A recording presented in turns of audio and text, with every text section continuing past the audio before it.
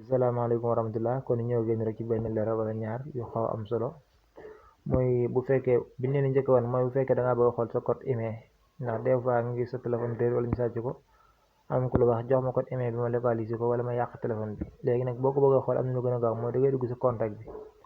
mooy fi nga war a wootee dugg nii nga def code bi nii étoile dièse 06 léegi boo defee dièse rek mi ngi nii code email bi mi ngi nii boo neex mën nga koo kaaru bu fekkee mën na koo kaaru nga bind ko denc